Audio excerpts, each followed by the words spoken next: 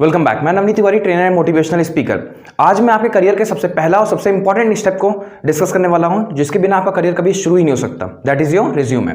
Resume आपके behalf पर सामने वाले को आपकी पर्सनल इंफॉर्मेशन, आपकी क्वालिफिकेशन, आपकी एजुकेशन, आपके अचीवमेंट्स और साथ में आपका एक्सपीरियंस भी शो कर रहा होता है। सबसे पहले तो ये समझते हैं कि रिज्यूम बनाते समय क्या सिली मिस्टेक्स हो जाती हैं। नंबर 1 आता है हमारा एड्रेस। बहुत सारे लोगों का रेजिडेंशियल एड्रेस और लोकल एड्रेस सेम नहीं होता है, तो हमें यह समझना होगा जिस सिटी में अगर आप अप्लाई कर रहे हो जॉब के लिए और अगर उसी शहर में आप रहते हो तो वहां पर आपको लोकल एड्रेस अपना यूज करना होगा, ना कि अपना परमानेंट एड्रेस। नंबर 2 आता है हमारा email address.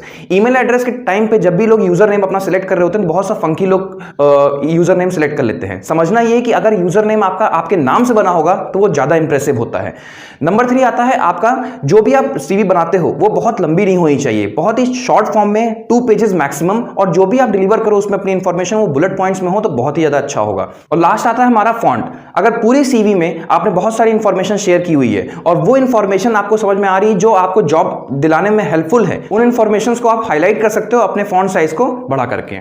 Being a teacher training and placement company, हम डेली बेसिस पे थाउजेंड्स ऑफ रिज्यूम्स रिसीव कर रहे होते हैं और हर रिज्यूम में हमने एक चीज नोटिस की है कि सबके ऑब्जेक्टिव काफी सेम होते हैं। क्यों? क्योंकि सभी लोग कहीं ना कहीं एक ही जगह से कॉपी पेस्ट कर रहे होते हैं। हमें यह समझना है कि जब भी आप किसी एक पर्टिकुलर पोस्ट के लिए अप्लाई कर रहे होते हो तो उस पर्टिकुलर पोस्ट का हमारे पास डेडिकेशन और पैशन उस ऑब्जेक्टिव में शो होना चाहिए। फॉर एग्जांपल, अगर आपने मैथमेटिक्स टीचिंग के लिए अप्लाई कर रखा है तो उस मैथमेटिक्स सब्जेक्ट को लेकर के आपका वो ऑब्जेक्टिव बना होना चाहिए। कहीं ना कहीं उस ऑब्जेक्टिव में आपका यह शो होना चाहिए कि आप उस सब्जेक्ट को पढ़ाने के लिए कितना डेडिकेटेड हो, कितना आपके अंदर एनर्जी लेवल है उस सब्जेक्ट को पढ़ाने के लिए, जिससे सामने वाला अगर पढ़े तो उस ऑब्जेक्टिव को पढ़ करके ही समझ जाए कि हम एक कैंडिडेट से बात नहीं कर रहे हैं, हम एक टीचर से बात कर रहे हैं। रिज्यूमे में सेकंड पार्ट होता है क्वालिफिकेशन। क्वालिफिकेशन 2 तरह से होती है, एक होती है एकेडमिक और सेकंड होती है आपकी प्रोफेशनल। एकेडमिक्स में आपने 10th 12th या ग्रेजुएशन कर रखा है तो आपको उन चीजों को मेंशन करना होता है। ध्यान रखना है इन बातों का कि जो भी आप क्वालिफिकेशन मेंशन करोगे उसमें आपके कॉलेज का नाम, आपका ईयर ऑफ पासिंग एंड आपका परसेंटेज मेंशन होना चाहिए। और नेक्स्ट आता है आपका प्रोफेशनल। प्रोफेशनल में आपने अगर कोई ऐसी डिग्री गेन कर रखी है जो आपको जॉब पाने में काफी हेल्पफुल हो, आपको वो चीजें मेंशन करनी होती हैं। फॉर एग्जांपल, अगर हम जैसे टीचर ट्रेनिंग प्लेसमेंट कंपनी तो हम आपको टीचिंग पार्ट पे ज्यादा बेहतर बता सकते हैं। अगर आपने अप्लाई करना है किसी स्कूल में तो अगर आपने बीएड या बीटीसी कर रखा होगा तो वो बहुत ही बेहतर क्वालिफिकेशन होती है आपके लिए, जिनको आपको प्रोफेशनल क्वालिफिकेशन के अंडर हेड में डालना होता है। नेक्स्ट पार्ट आता है एक्सपीरियंस।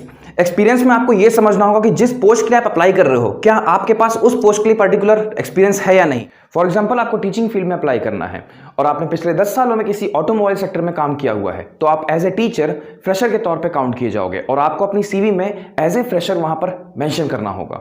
और अगर आपने टीचिंग किया है, चाहे आपने होम ट्यूशन या फिर कोचिंग सेंटर या फिर किसी स्कूल में पढ़ा रखा है, तो आपको उन चीजों को वहां पर आप मेंशन कर सकते हो। ध्यान रखना होगा आपको इस बात का कि जब भी आप अपना एक्सपीरियंस मेंशन करो तो उसमें आपने मंथ्स या फिर ईयर के फॉर्म में आपको जरूर मेंशन करना चाहिए कि आपने 6 मंथ भी अगर पढ़ा रखा है तो 6 मंथ आपको वहां पर डिनोट करना चाहिए, और किस सब्जेक्ट में आपने पढ़ा रखा है या फिर किस इंस्टीट्यूट में आपने पढ़ाया है वो भी चीज वहां पर शो जरूर करिए। नेक्स्ट आता है अवार्ड्स एंड अचीवमेंट। अगर आपने किसी कंपटीशन में पार्टिसिपेट किया हो और वहां पर अगर आपने कुछ सक्सेस गेन किया हो, चाहे आपने अवार्ड जीता हो या फिर एक सर्टिफिकेट ही क्यों ना पाया हो, उन चीजों को वहां पर आप मेंशन कर सकते हो। बहुत बेहतर होगा अगर आपने टीचिंग फील्ड के लिए अप्लाई किया है और आपने टीचिंग फील्ड में ही कोई ना कोई अगर कंपटीशन में आपने रिकॉग्निशन पाया हो तो आप उन चीजों को मेंशन करोगे तो आपके सीवी को बहुत ही ज्यादा वेटेज मिलेगा। नेक्स्ट आता है हमारा पर्सनल इंफॉर्मेशन। पर्सनल इंफॉर्मेशन में आपको शो करना होता है अपना नेम, आपके फादर्स नेम, आपका डीओबी और आपकी लैंग्वेज, नेशनैलिटी, और साथ में आपको अपना मैरिटल स्टेटस और जेंडर भी मेंशन करना होता है। साथ में आपको अपना हॉबी भी बताना होता है कि आप किन चीजों में इंटरेस्ट लेते हो। और लास्ट होता है हमारा डिक्लेरेशन, जिसमें आप ये कमिट करते हो कि आपने ऊपर जितनी भी इंफॉर्मेशन दे रखी है सभी सही हैं, और इस तरह से आपका पूरा रिज्यूमे कंप्लीट होता है।